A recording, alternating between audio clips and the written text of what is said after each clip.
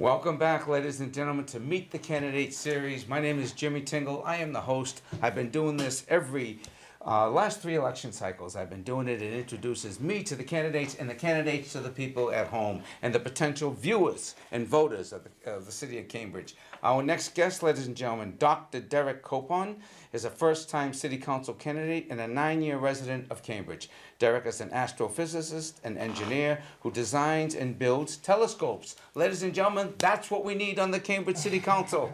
Welcome, Derek. Thank you, Jimmy. It's Nice good to be here. Nice to see you, sir. So tell us a little bit of who you are and why you're running. Well, I am a scientist and an engineer, and I've had about a 20-year career, and I've spent most of that 20-year career building telescopes.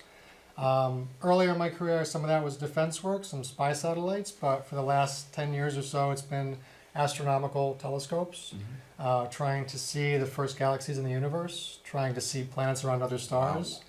Wow. And it's a very exciting time in astronomy right now. We're getting to the point where the large, massive telescopes, the 25, 30, 40-meter telescopes that are going to be built in the next 10, 20, 30 years, we're just getting to the point where we can maybe see an Earth-sized planet around a sun-like star. Wow. So a distant star. Are you convinced they exist? The planets certainly exist, yeah, but we may also be able to see if there's life on those planets. Alrighty. How is that going to translate now to Cambridge City Council? Well, there are some parallels between building large, expensive, complicated things, right, and municipal infrastructure, which is also large and expensive and complicated. Right. So I do have that skill set of designing things, of working closely in groups, of collaborating, of staying within a budget, of staying on schedule, staying on a time frame. So I think all of those skills will translate. Although my scientific career is not actually the reason why I'm getting involved in local politics. I'm getting involved in local politics because I've been following what's been going on in city government for the last year or two, and some of the trends that I'm seeing are concerning to me. I'm concerned about some of the way development is being done in the city. I'm concerned about transparency and the way government is functioning, and I'm concerned about campaign finance reform. And I am trying as much as possible to get corporate developer money, a lot of which is coming in from outside of Cambridge, to get that out of our political system. So that regardless of what impact that money may or may not be having on the decisions that our leaders are making, people can trust and be confident that their leaders represent their interests, and the values of our councilors represent the values of our citizens. Great. So I ask every candidate this: what do you like? What's going on here? What are we doing well as a city, and where do we need work? So we see some of the places we need work, but what do you like basically about the city? There's a lot of things I like about the city. I like the history. I lived in Europe for a couple of years when I was doing my postdoctoral research associate position, and everything in Europe is old unless it was destroyed in World War II, in which case it's brand new.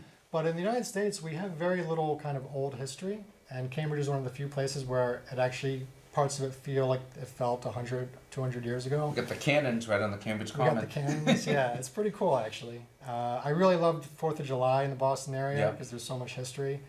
And as far as our city government, I think that there are a lot of great things going on. The city services, a lot of them are doing excellent work.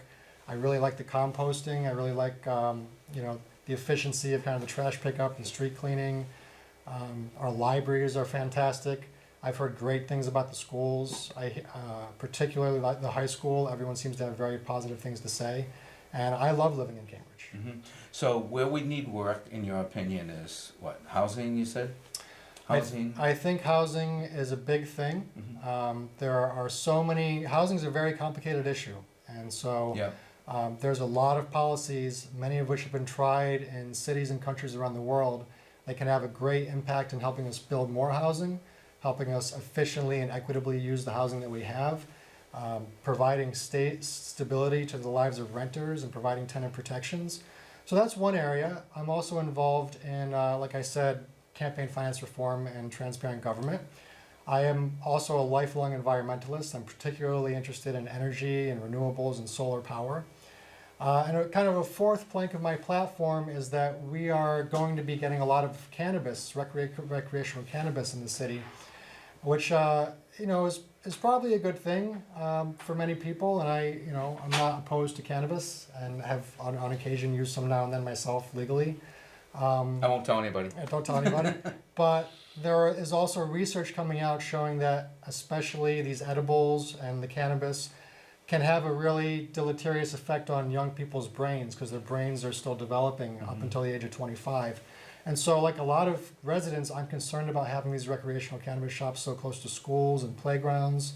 And I want to make sure that we are citing these locations, you know, not near schools, not near children, and that we're also educating young people about maybe they shouldn't be trying these products until they're in their mid-20s for their own health. You mentioned campaign finance reform, and just briefly, is that something you could implement on a city level? Years ago, I worked on the clean elections. They had it here in the 90s, where they had public financing. People could opt into public financing. It never really went to the level that we wanted it to go in the state. 69%, I think, of the people voted for it as a ballot initiative back in the 90s, and the legislature never funded it. And then they had to put it back on the ballot. They got sound surprised by the vote. Then they put it back on the ballot, and I don't think it passed the second time. But anyway, is that something on a local level? Are you talking about if people opt into public financing, the city would give them X amount of dollars to run, or just eliminate outside contributions? Well, first of all, let me say 69% is a huge percentage. Oh, yeah, and yeah, we people won, really yeah. won it. And I think there are two issues that go hand in hand. The first is eliminating money that comes with a conflict of interest. So money from developers outside the city and cannabis corporations. You know, we should be limiting that money coming in. But if we're going to limit that money coming in, and we want a fairly financed election, we do need some form of public financed elections. So I think it's going to be very hard to find a perfect solution, but there's definitely some low-hanging fruit to go after. Right. And one thing that kind of interests me as a very simple thing right off the bat is actually Tim Toomey, a couple of years ago, proposed what he's calling a public candidates pledge, which is that the candidates will publicly declare they're going to follow certain criteria. Although in Mr. Toomey's proposal, there's no mention of conflicts of interest or money coming from corporate entities outside the city.